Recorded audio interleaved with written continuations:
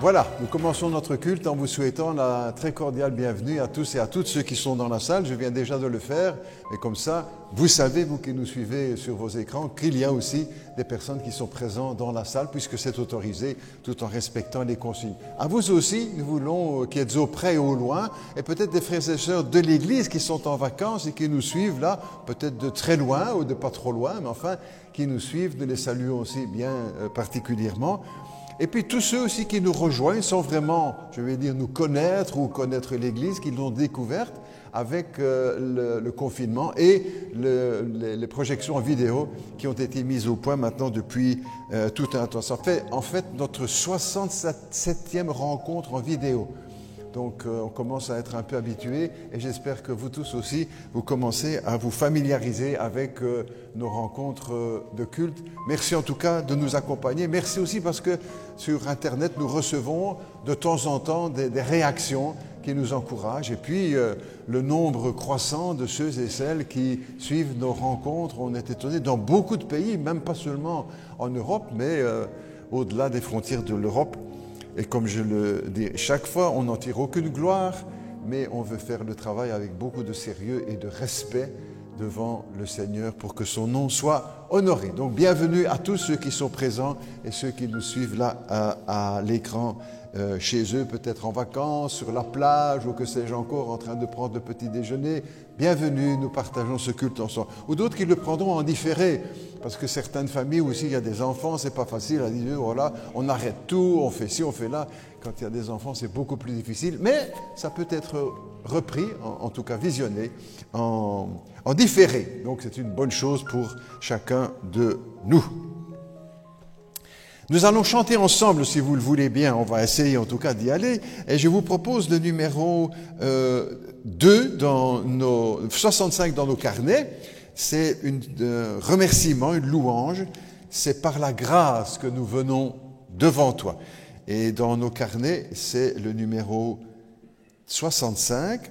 Pour les équipiers, ils ont reçu les informations. On se met debout, si vous voulez bien, pour chanter. Allons-y de tout notre cœur, malgré tout, hein, parce que sinon, si on murmure, ça ne passe presque pas sur les micros. C'est par la grâce que nous venons.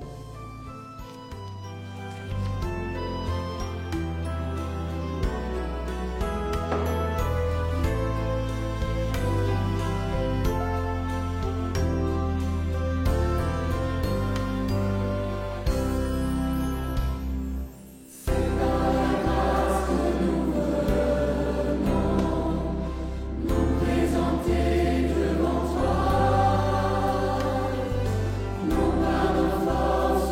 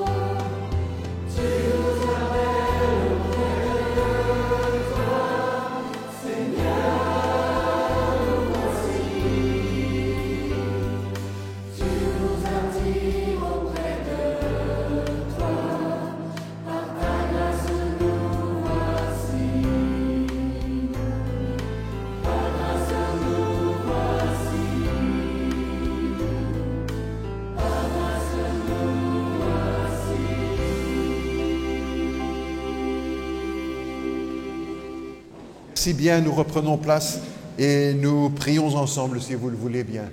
Notre Dieu, en effet, c'est par la grâce que nous venons. C'est le cadeau que tu nous fais, que nous n'aurons jamais à payer. Parce que Jésus-Christ a payé pour nous à la croix de Golgotha, de pouvoir ainsi nous approcher par la grâce de notre Père Céleste, par l'Esprit Saint. Merci pour le rendez-vous de ce matin, pour la grâce que tu nous fais aussi de pouvoir nous réunir après des semaines difficiles où nous pouvions nous réunir juste à quelques-uns. Merci Père, merci pour tous ceux qui suivent notre culte aussi sur écran, que ta bonne main soit sur nous tous et que tous ensemble nous puissions t'offrir un culte qui te soit agréable. Donne-nous de venir avec des bons sentiments, Seigneur, pour que notre culte soit sincère et vrai. Les bons sentiments vis-à-vis les uns des autres et vis-à-vis de l'Évangile et de Jésus-Christ. Père Céleste, que ton esprit règne au milieu de nous et agisse dans nos cœurs à tous. Nous te demandons de purifier aussi nos cœurs, nos vies, que nous puissions nous présenter devant toi avec des cœurs sincères et vrais, purifiés par le sang de Jésus-Christ qui a coulé à la croix.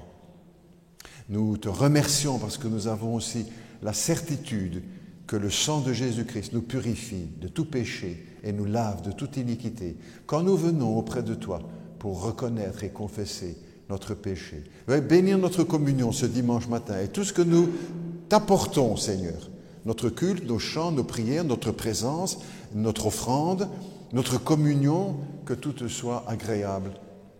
Nous terminons notre prière en pensant à tous ceux qui souffrent pour leur foi dans le monde. Et nous savons que c'est une réalité, encore en ce 21e siècle.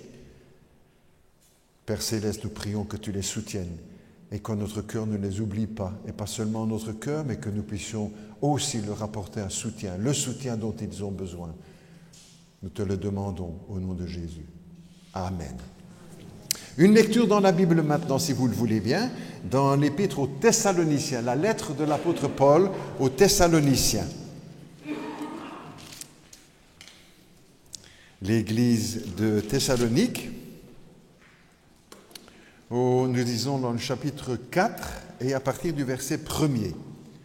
1 Thessaloniciens 4 et à partir du verset 1er. L'apôtre est conduit par le Saint-Esprit, c'est la parole de Dieu que nous lisons ensemble. Au reste, frères, sœurs, puisque vous avez appris de nous comment vous devez vous conduire et plaire à Dieu, et que c'est ce que vous faites, nous vous prions et nous vous conjurons au nom du Seigneur Jésus de marcher à cet égard de progrès en progrès. Vous savez en effet quels préceptes nous vous avons donnés de la part du Seigneur. Ce que Dieu veut, c'est notre sanctification. C'est que nous nous abstenions de l'impudicité, la pornéa dans l'original. C'est que chacun de vous sache posséder son corps dans la sainteté et l'honnêteté, sans vous livrer à une convoitise passionnée, comme le font les païens qui ne connaissent pas Dieu. C'est que personne n'use envers son frère de fraude ou de cupidité dans les affaires, parce que le Seigneur tire vengeance de toutes ces choses, comme nous vous l'avons déjà attesté. Car Dieu ne nous a pas appelés à l'impureté, mais à la sanctification. Celui donc qui rejette ses préceptes ne rejette pas un homme, mais Dieu qui nous a aussi donné son Saint-Esprit. Jusque-là, notre lecture. Nous y reviendrons tout à l'heure dans la prédication. Maintenant, je vous propose le numéro 116 dans les carnets. Chrétien, réjouis-toi. Alors, levons-nous, si vous le voulez bien, pour chanter cela aussi avec tout notre cœur et avec conviction, puisque c'est une exhortation biblique. Réjouissons-nous dans le Seigneur.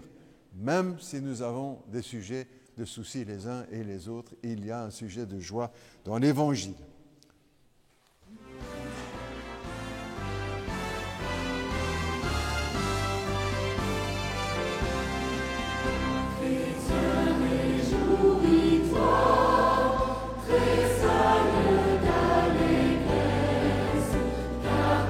Sauveur et roi, regarde à l'essence.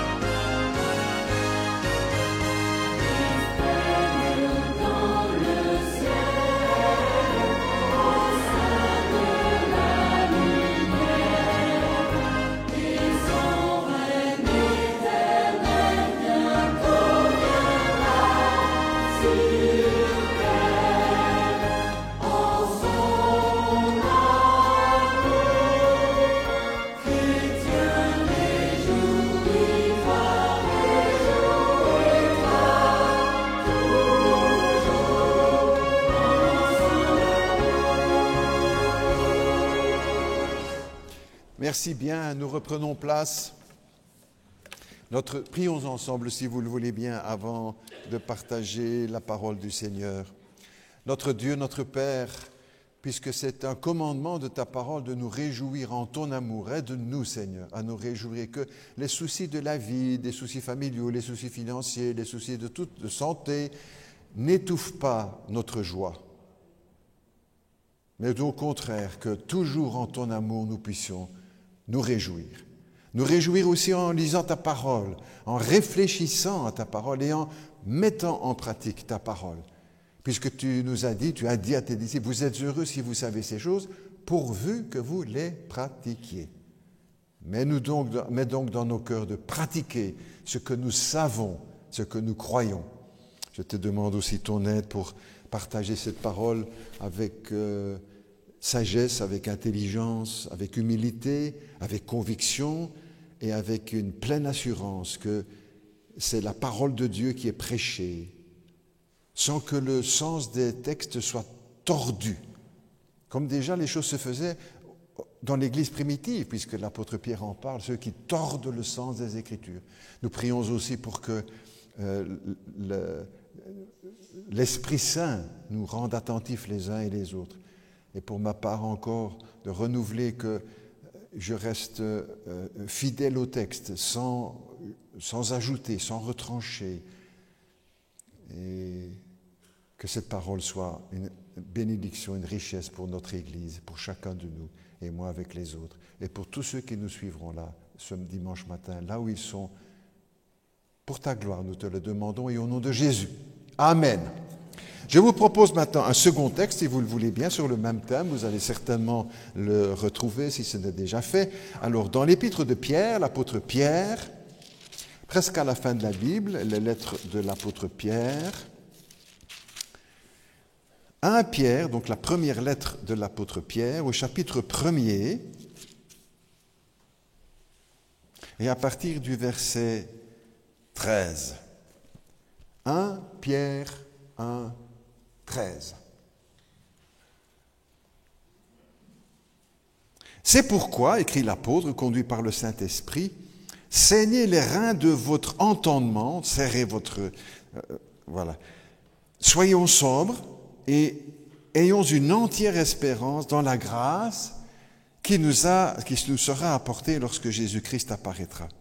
Comme des enfants obéissants, ne nous conformons pas aux convoitises que nous avions autrefois quand nous étions dans l'ignorance. Mais, puisque celui qui vous a appelé est saint, vous aussi soyez saints dans toute votre conduite. Selon qu'il est écrit, vous serez saints car je suis saint.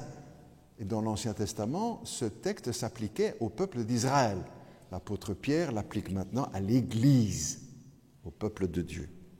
Et si vous invoquez comme Père celui qui juge selon l'œuvre de chacun, sans exception de personne, conduisons-nous avec crainte pendant le temps de notre pèlerinage, sachant que ce n'est pas par des choses périssables, de l'argent, de l'or que nous avons été rachetés, de la vaine manière de vivre que nous avions hérité de nos pères, mais par le sang précieux de Jésus-Christ, comme d'un agneau sans défaut et sans tache, prédestiné avant la fondation du monde, et manifesté à la fin des temps à cause de vous, que de nous, par qui nous croyons en Dieu, lequel l'a ressuscité des morts et lui a donné la gloire, en sorte que notre foi et notre espérance reposent sur Dieu. Ayant purifié nos âmes en obéissant à la vérité, pour avoir un amour fraternel sincère, aimons-nous ardemment les uns les autres de tout notre cœur, puisque nous avons été rachetés, non par une semence corruptible, mais par une semence incorruptible, par la parole vivante et permanente de Dieu. Car toute chair est comme l'herbe, et toute sa gloire comme la fleur de l'herbe. L'herbe sèche et la fleur tombe, mais la parole du Seigneur demeure éternellement. Et cette parole est celle qui vous a été annoncée par l'Évangile. Jusque-là, notre lecture, si vous le voulez bien. Dans la vie, nous avons les uns et les autres des ambitions personnelles, pour nous-mêmes, pour nos enfants, notre famille. On aimerait bien que les enfants soient médecins, ou avocats, ou un grand évangéliste, ou un musicien de renom, un athlète célèbre. Quand on voit déjà nos jeunes qui commencent à avoir certaines aptitudes, on dit, ah, quand même, si un jour ils devenaient un grand footballeur ou un grand ceci, ou aussi des ambitions d'un autre ordre, qu'ils fassent vraiment un bon mariage, un mariage chrétien, qui va tenir. Des ambitions pour nos enfants, les uns et les autres, et pour nous-mêmes également. Quelle est l'ambition de Dieu pour ses enfants? Quelle est l'ambition de Dieu pour ses enfants? Ce que Dieu veut, c'est notre sanctification. Je me souviens quand nous faisons des camps de jeunes ou d'ados, souvent, on mettait une boîte de questions, et très souvent dans cette boîte à questions, quelle est la volonté de Dieu pour moi? Et nous pouvons, peut-être parmi nous encore, certains qui se posent, mais qu'est-ce que je dois faire? Qu'est-ce que Dieu attend de moi? Qu'est-ce que Dieu veut? Ce que Dieu veut, c'est notre sanctification. Pas plus clair comme réponse, n'est-ce pas? On ne peut pas dire, moi, je n'ai pas compris, je sais. On va détailler tout cela ensemble. Beaucoup de textes, d'ailleurs, apportent et confirment cet appel à la sanctification. L'apôtre Pierre, encore, vous serez saints parce que je suis saint. On vient de lire le texte. C'est Dieu qui parle à son Église. Dans l'épître aux Thessaloniciens, encore, Dieu nous a appelés à la sanctification. Ou encore dans l'épître de Pierre, on vient de lire aussi, soyez saints dans toute votre conduite. Ou encore dans l'épître aux Hébreux, recherchons la sanctification. Recherchons la sanctification. Ou dans l'Apocalypse, que celui qui est saint se sanctifie encore. Dernier livre de la Bible, l'exhortation est toujours juste dans les derniers chapitres, chapitre 22, Apocalypse, que celui qui est saint se sanctifie encore. En général, et bon, avec les autres bien sûr, nous sommes préoccupés par notre bonheur, la recherche du bonheur, de notre bien-être, de la facilité, d'une bonne santé, recherche du confort. On le reconnaît, n'est-ce pas? Ce n'est pas un défaut ou un péché. Mais souvent, c'est là notre préoccupation première. Mais ça veut dire alors, si Dieu nous dit ce que je veux, c'est la sanctification, ne s'occupe pas de notre bonheur. Mais c'est là le miracle de l'Évangile. C'est qu'en cherchant, en vivant dans la sanctification, Dieu nous donne le bonheur. Souvent, il n'est pas là où nous le pensons. Et nous avons de multiples exemples autour de nous, n'est-ce pas? Certains qui cherchent le bonheur dans ceci, dans cela, etc., etc. Il suffit de lire les journaux, d'écouter la presse, ou la presse people, comme on dit, de ceci et de cela, mais ils ont tapé à côté. Ils avaient tout, et pourtant ils n'étaient pas heureux. Il leur fallait absolument de la drogue. Et s'ils travaillaient beaucoup et qu'ils avaient beaucoup d'argent, c'était pour pouvoir acheter beaucoup de drogue, parce que tout le reste ne leur donnait pas le bonheur, et même la drogue ne leur donnait pas le bonheur ni la satisfaction. Quand nous recherchons la sanctification, une vie propre, Dieu nous fait trouver le bonheur. Ça ne veut pas dire qu'il n'y aura plus de difficultés. Ça, parfois aussi, nous le recherchons dans la vie chrétienne, en croyant que c'est une vie sans problème et sans difficulté. Ah non! Il faut rester honnête. À l'incrédule qui cherche, ou l'incroyant qui cherche le bonheur, il faut lui dire « Viens à Jésus-Christ ». Et aux chrétiens qui cherchent encore ou le bonheur, il faut dire « Approche-toi de Jésus. Approche-toi de Dieu. Viens plus près. » Quelques mots courts, c'est ce que c'est la sanctification.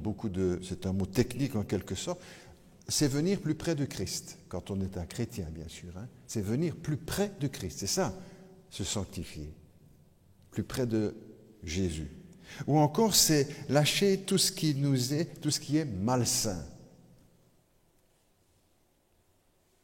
Ou encore, c'est grandir dans la foi et l'obéissance. C'est ça la sanctification. Ou encore, pour le dire autrement, c'est obéir à Jésus-Christ, faire comme il l'a dit, vivre comme il l'a recommandé.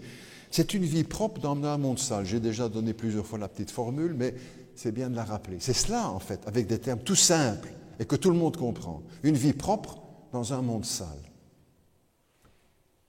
Je suis certain qu'on est tous convaincus, et pas seulement les chrétiens, n'est-ce pas, que nous vivons dans un monde sale. On ne va pas entrer dans faire une critique de notre société, mais chacun comprend ce que ça veut dire. Nous suivons par exemple sur notre GSM les nouvelles de RTL ou de RTBF, etc. en simplifié. C'est un chapelet de mauvaises nouvelles, de méchanceté, c'est terrible. D'ailleurs, certains disent, moi je ne regarde plus. Vivre une vie propre dans un monde sale.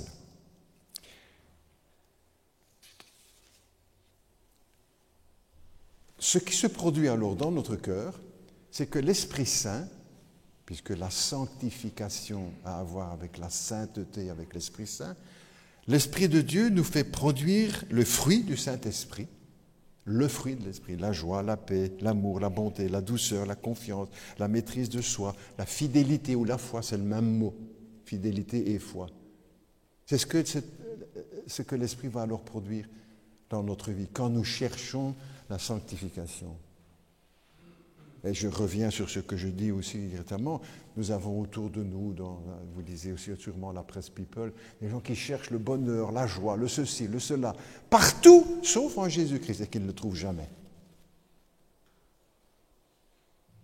Et le danger aussi, c'est que la société nous les présente malgré tout comme des modèles, comme des exemples. C'est leur photo sur la première page, c'est un article pour expliquer que ci, que là. Joie, amour, paix, bonté, douceur, confiance, maîtrise de soi. Mon objectif, si vous le voulez, pendant cette courte méditation, c'est de montrer que la sanctification est utile à tout. Je dis, la sanctification, ça c'est pour les pasteurs, c'est pour les professeurs d'institut biblique, les étudiants, les missionnaires, c'est pour nous tous. Et que ce n'est pas réservé dans les moments spirituels l'utilité de la sanctification. Elle est utile pour tout dans la vie. Le texte nous dit que la piété est utile à tout. La sanctification est utile dans tous les aspects de la vie. Nous faisons souvent des cloisonnements dans notre vie, et moi comme les autres. Ça, c'est notre vie familiale, ça, c'est notre vie d'église, ça, c'est notre vie sentimentale, c'est notre vie de couple, c'est notre vie professionnelle, c'est notre vie d'église, c'est notre corps, c'est notre âme, etc. On cloisonne. Mais tout est dans tout dans notre vie, n'est-ce pas? Il n'y a pas des cloisons, ni dans le plan de Dieu. Il veut tout, il ne veut pas seulement notre vie privée ou notre vie spirituelle, il veut tout.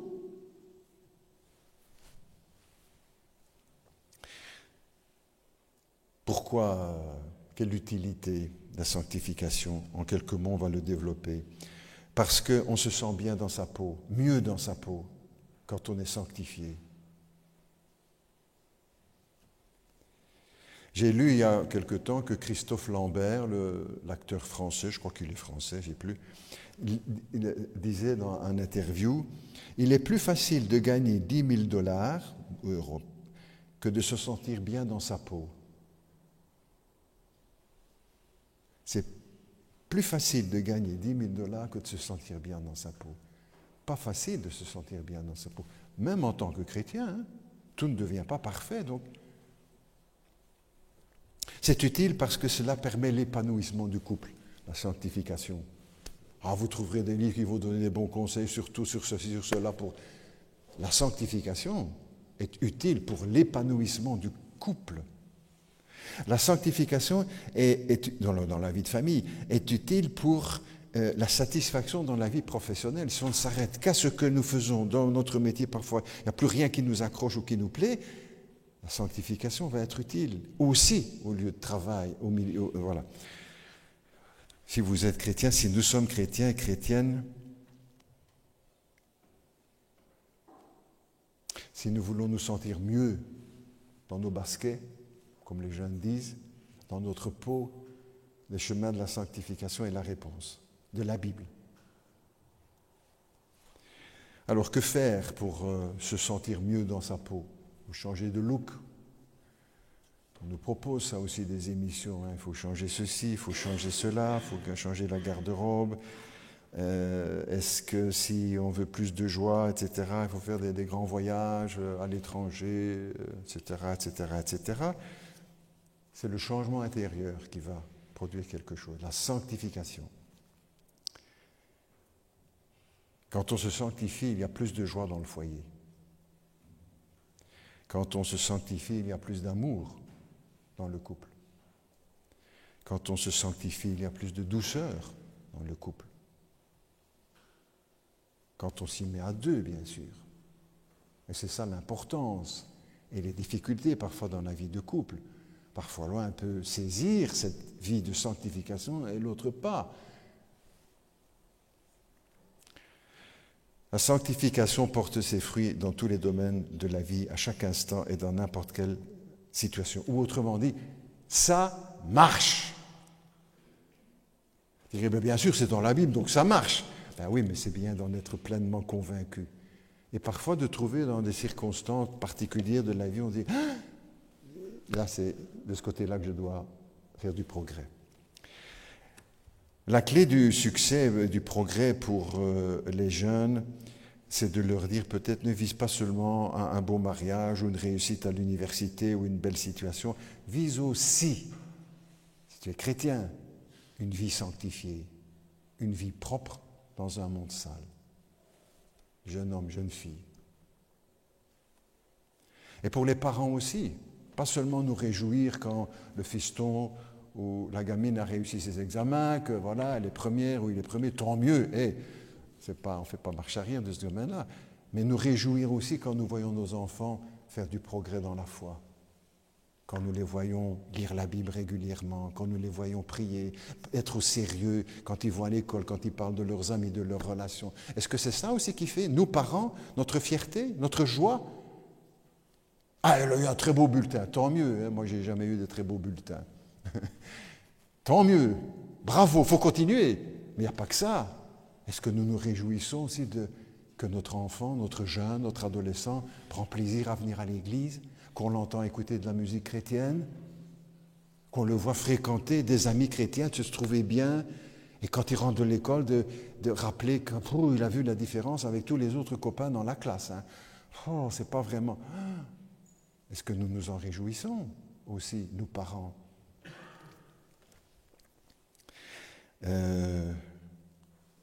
Qu'on est bien, c'est aussi, qu'on est bien quand on est propre dans son âme. On aime bien d'être propre en général, hein, dans notre corps. On prend des douches, du savon, de ceci, oh, très bien, du parfum, très bien. Mais quand notre âme est en bonne santé, est propre, on regarde aussi autour de nous, n'est-ce pas, des situations dramatiques où certains de notre société ont méprisé tout cela, tout ce que la Bible enseigne, n'est-ce pas? On regarde ici, par exemple, j'entends que ça repart maintenant à la Stedt Blatter, qui est le directeur de la FIFA, qui est dans des procès incroyables parce qu'il y a eu de la... Ou son cher ami Platini, ou encore Pistorius qui a tué sa femme, etc., ou des échevins et des bourgmestres dans notre région, ou Bernard Madoff, le grand, voilà, qui soignait la richesse des riches. 150 ans de prison qu'il a. 150 ans de prison. Je méprisais tout ce que pouvait dire la Bible, sanctification, etc. Qu'est-ce que tu me racontes? 150 ans de prison maintenant. Il n'ira pas jusqu'au bout. Hein. Important aussi, parce que ça marche dans les couples, que tout va mieux dans le couple quand on est sanctifié ensemble.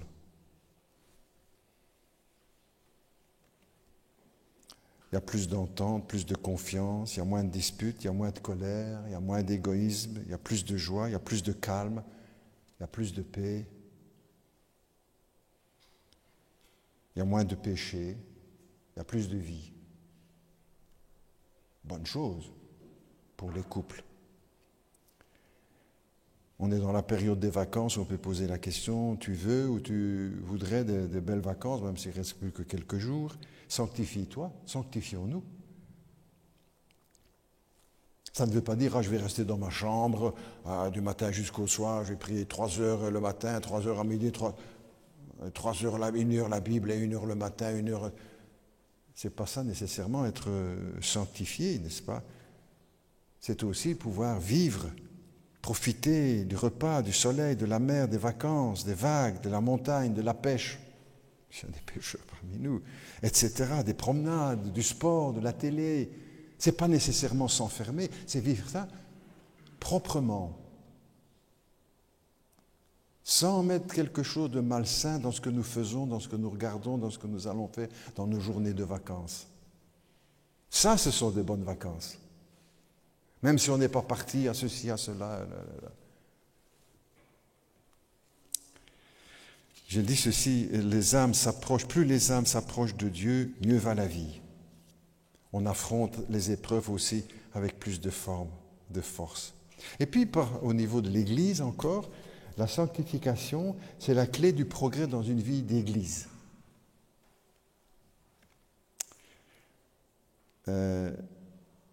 L'Église ne progresse pas nécessairement ou seulement avec l'évangélisation. Oui, bien sûr, je n'ai pas à vous convaincre. Bien sûr que les bonnes choses pour transmettre la parole de Dieu, les croisades, les fêtes de l'Évangile, les Bibles qu'on a distribuées, de gagner des âmes, distribuer des traités, participer à des concerts, le nouveau bâtiment, c'est des sujets de joie, n'est-ce pas? C'est de progrès, mais du progrès aussi en sanctification. Je me souviens, quand j'ai noté, quand nous sommes entrés ici dans le nouveau bâtiment, il y a une dizaine d'années, un chrétien m'a dit, nous allons bientôt entrer dans un nouveau bâtiment, tout neuf, tout propre, mais il faut aussi que nos cœurs soient propres.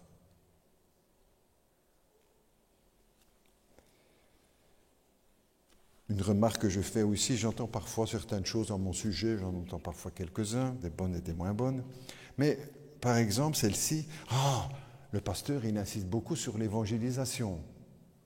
Bien. Aussi, un deuxième, le pasteur, il insiste beaucoup sur la sanctification. Bravo. Bravo, pasteur. Quand vous le verrez, vous le féliciterez de ma part, n'est-ce pas? Bravo, parce que c'est ça l'équilibre dans une église. On doit à la fois transmettre le message, mais le transmettre avec sanctification.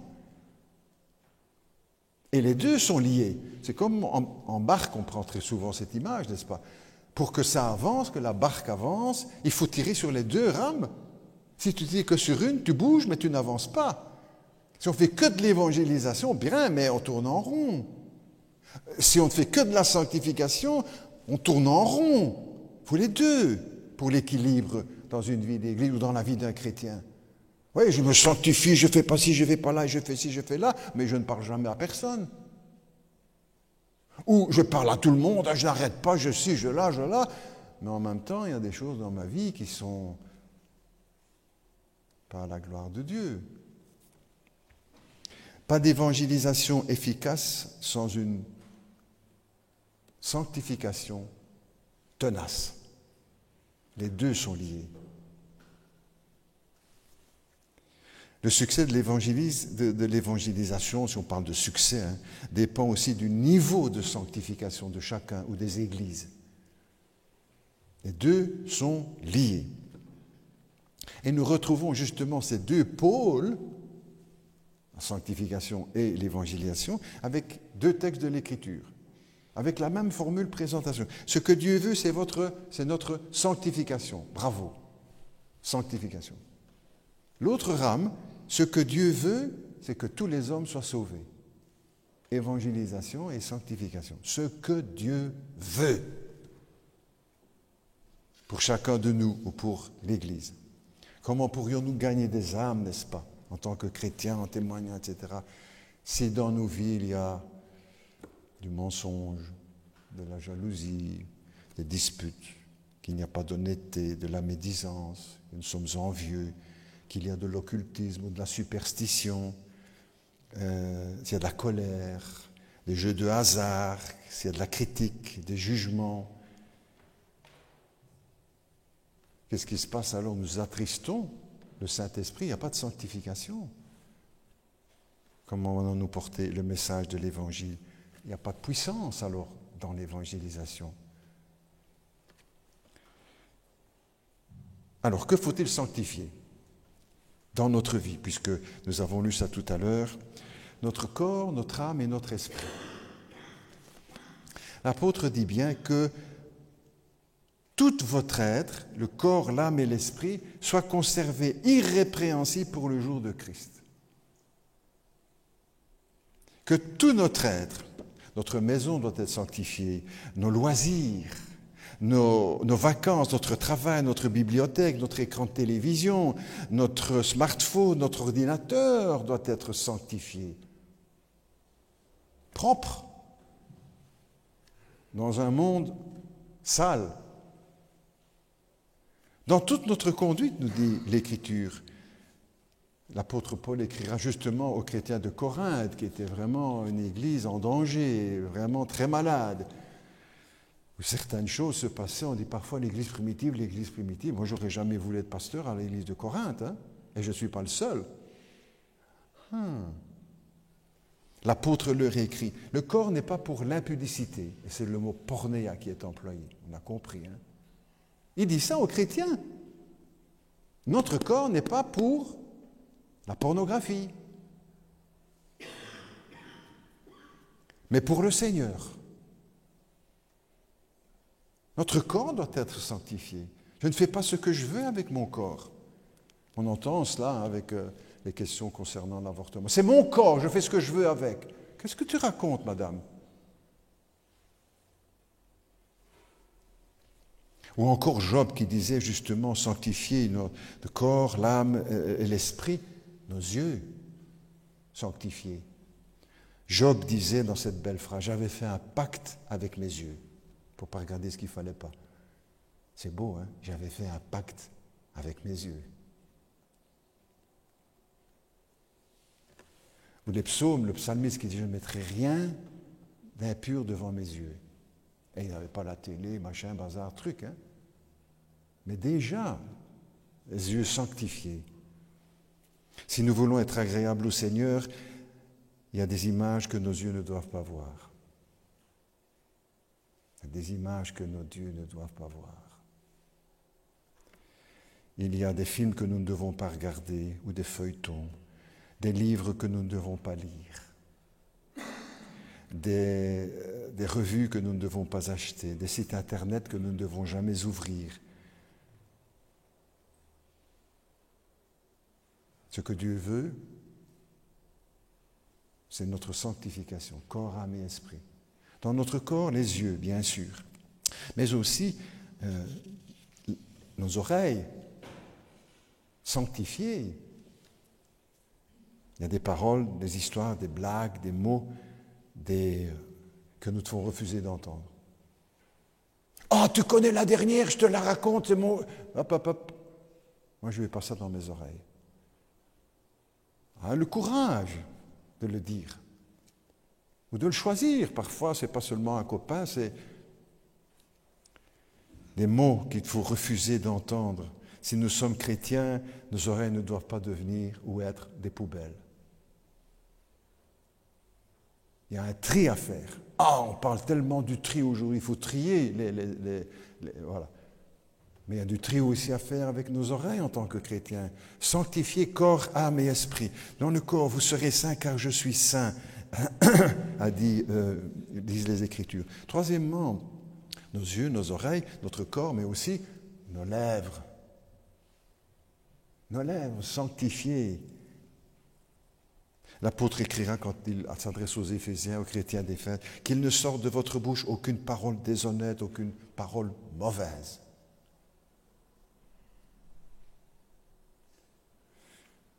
Il y a des mots que nous ne devons jamais prononcer ou des phrases que nous ne devons jamais articuler, des jurons qui ne doivent jamais sortir de nos lèvres. Même si tout le monde le dit, parce que c'est ça aussi notre goût. Tout le monde le dit aujourd'hui, on ne va pas faire des... Mais...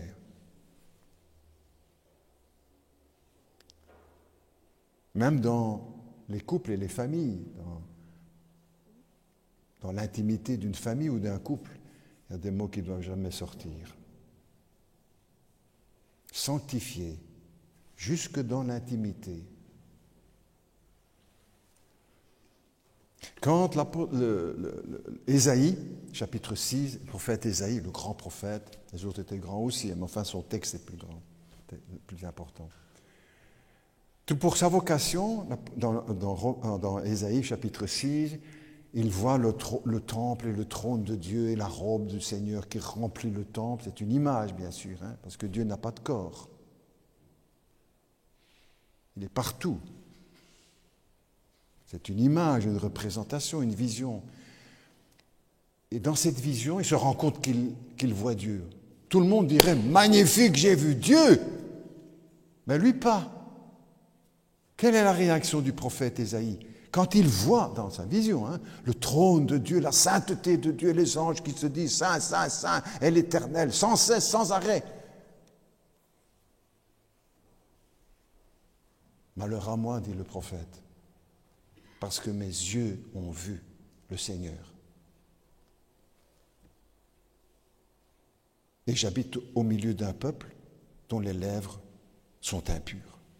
Malheur à moi, je suis perdu. Il a bien compris l'importance de la sanctification de nos lèvres. Et le Seigneur, il n'est pas seulement dans la vision d'Ésaïe quand il voit le Seigneur dans la gloire, etc., mais à tout moment. Malheur à moi. Je ne peux pas dire ces mots-là. Vous savez, parfois, j'ai déjà dit, je ne me souviens pas, parfois dans la voiture, on s'énerve un petit peu, il y a un machin qui est devant, qui ne va pas... Bon, et hop, il y a un petit mot qui sort. Ah, Seigneur, pardon. Tu es tout seul dans la bagnole, qu'est-ce que tu demandes? Oui, mais le Seigneur, là, il a entendu mon mot. Sanctifier corps, âme et esprit. C'est un combat qu'il faut mener. Vous savez de quelle manière nous péchons le plus souvent? Avec nos lèvres, avec nos paroles.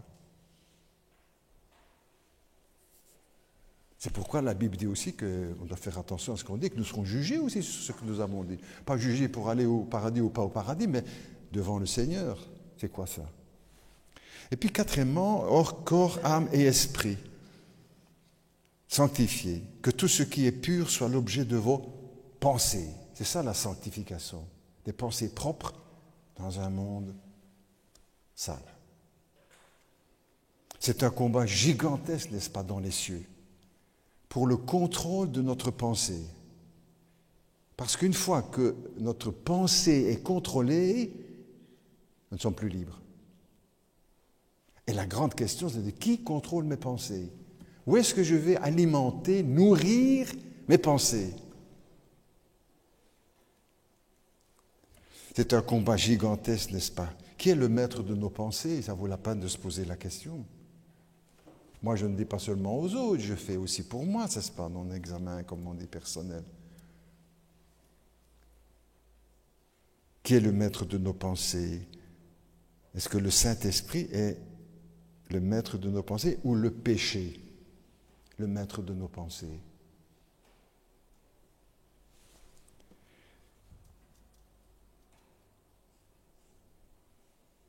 Celui qui est maître de nos pensées est maître de notre vie. Parce que ce que nous pensons, nous le vivons et nous le faisons à un moment ou à un autre. On parle de ce jeune homme dans l'actualité, je ne sais pas si c'est direct maintenant, mais enfin, on le lira. Ce jeune homme était très bien, là à l'école, il avait des beaux points, c'était un jeune, il avait une belle carrière qui s'offrait pour lui, posait aucun problème, il était calme, c'était un bon élève. Et puis un jour, c'est le drame, il fait toute grosse bêtise. Mais qu'est-ce qu'il avait dans ses pensées? Celui qui est maître de nos pensées est maître de notre vie. Dans les pays totalitaires, n'est-ce pas, le premier objectif des tyrans ou des dictateurs, c'est de maîtriser et de contrôler la pensée de tous leurs citoyens. Par la force, bien sûr, maîtriser, contrôler la pensée dès l'enfance, avec à force des slogans, de la propagande, des chants, des affiches, des films, des pièces de théâtre, de la littérature, pour contrôler la pensée d'un peuple. Vous voyez des reportages parfois sur certains pays de dictature, mais c'est effrayant. Les enfants tout jeunes, on contrôle déjà leurs pensées. En Occident, ça se fait de façon plus innocente, on va dire, hein, plus anodine, plus indolore, plus sournoise. On nous parle de la pensée unique sur l'évolution. Je regarde parfois les émissions, j'aime bien les animaux. Une dernière que je regardais ici avec le spécialiste Attenborough, grand spécialiste biologiste en Angleterre.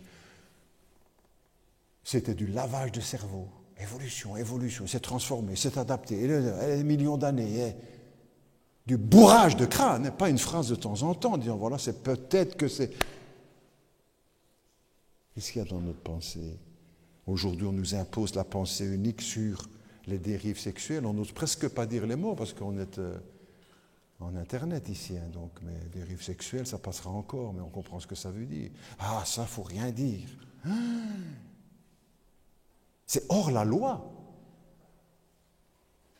Ou pensée unique sur le réchauffement climatique. Tout le monde doit penser de la même. Je le disais ici, on conseillait de faire moins d'enfants.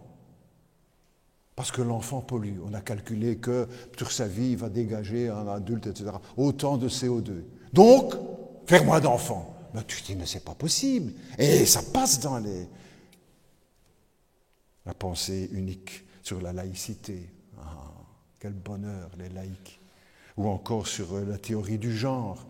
On vient de me passer ici tout récemment sur le Vif l'Express, première page. Ah, déjà les adolescents qui peuvent choisir ou qui doivent choisir leur sexe.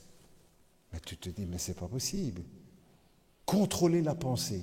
Et gare à celui qui pense autrement. L'Esprit de Dieu veut contrôler aussi notre pensée. Une pensée propre dans un monde sale. On veut nous faire croire que le péché, c'est pas grave. Au contraire, que c'est le piment de la vie. On veut nous faire croire qu'il faut vivre pour soi-même, qu'il faut être égoïste, profiter au maximum, qu'il faut surtout qu'on peut s'arranger aussi avec Dieu. Et que, par exemple, chacun a sa vérité. Donc, tout le monde a raison. Ou du moment qu'on est sincère, du moment où qu'on a été, ah celui-là, il était tellement bon, ou celle-là, toute sa vie. Ou que l'enfer n'existe pas, ou que c'est juste pour les fripouilles de Noriega, Hitler, Staline, Mao, Pol Pot, Saddam Hussein, Kadhafi ou Bachar el-Assad, mais pour les autres, pas de danger. C'est ça l'esprit du monde. Et l'Esprit de Dieu veut corriger tout cela. Pourquoi se sanctifier? Parce que c'est la volonté de Dieu. Dieu veut. Personne qui va sortir en disant « moi je sais plus que Dieu veut pour moi ». Dieu veut notre sanctification. Dieu veut que tous les hommes soient sauvés. La communication du message. Dieu veut que nous soyons heureux. Heureux celui, tous ces passages. Et puis aussi, troisièmement, parce que la sanctification, c'est utile. Utile à tout. Utile à Dieu. Dieu peut se passer de tout, n'est-ce pas? Bien sûr, mais on comprend ce que ça veut dire. Quand, par exemple, Timothée dira, et je termine, 2 Timothée 2, 21, dans une maison, il y a des vases d'or, des vases d'argent, en terre, en bois, des vases d'honneur et des vases d'usage vil. Si donc, dit l'apôtre, il prend un exemple de la vie pratique, tout le monde sait, on a des bibelots plus importants, plus précieux, etc., sans reproche, hein. Mais alors, il dit, en partant de cela, de cette illustration, si donc quelqu'un se conserve pur, il sera un vase d'honneur pour le Seigneur. Il sera un vase d'honneur sanctifié, utile à son maître. Pourquoi est-ce que c'est utile la sanctification? Parce que nous sommes alors, en agissant comme ça, utiles à notre maître. C'est terrible quand on arrive à la fin de la vie qu'on dit « toute faute fait, ma vie a été inutile ». Voilà comment être utile. Maintenant, je termine avec ce paragraphe, tout juste une phrase. Cet enseignement ou cette exhortation que la Bible nous adresse, ce n'est jamais définitif. C'est-à-dire que, on va dire, ah, aujourd'hui, ça y est, j'ai tout réglé, il n'y aura plus de ces problèmes-là dans l'avenir ou dans le futur, ou demain ou après-demain, ou quand je serai ceci, cela. C'est jamais définitif. C'est toujours à remettre. Et c'est pourquoi aussi les pasteurs doivent prêcher plusieurs fois sur le sujet. Pour eux-mêmes et pour les autres, bien sûr. Parce que ça se travaille toute une vie. Et jamais personne ne dit, ça y est, moi j'ai réglé le problème une fois pour toutes, c'est en ordre. Ce que Dieu veut pour vous, pour moi. Dans la prière, on va avoir un moment de prière. Dis-toi ce que Dieu veut pour moi. On prie. Père Céleste, merci pour ta parole. Bénis cette parole pour chacun de nous. Et nous voulons, à la suite de ce que vous nous dites, dans notre cœur, Seigneur, devant toi, nous voulons nous rappeler ce texte et l'appliquer à nous-mêmes, librement. Ce que Dieu veut pour moi, il dit dans ton cœur, ce que Dieu veut pour moi, c'est la sanctification. C'est une vie propre dans un monde sale. Pour sa gloire. Et pour mon bien-être. Au nom de Jésus, Père Céleste, nous te prions. Amen. Je vous propose maintenant de chanter à la suite de notre méditation le numéro 46 dans les carnets pour dire merci au Seigneur. Et je vous propose qu'on se mette debout pour le chanter, si vous le voulez bien, et ensuite nous aurons le moment de Sainte Seine. Les paroles viennent à l'écran. Merci d'un cœur reconnaissant.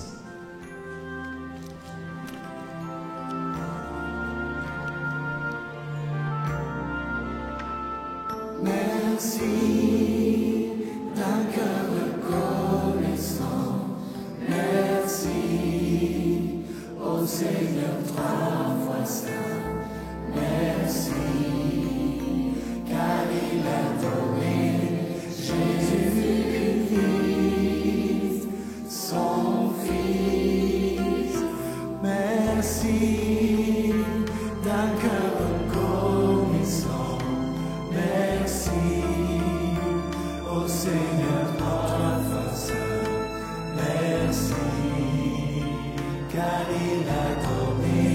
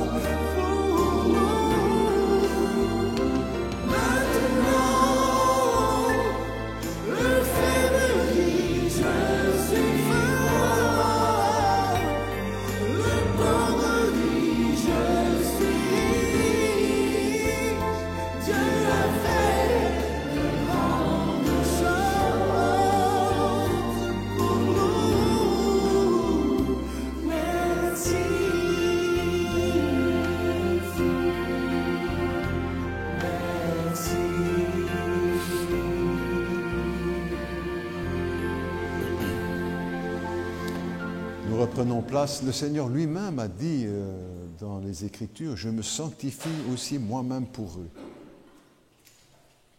Pur, propre.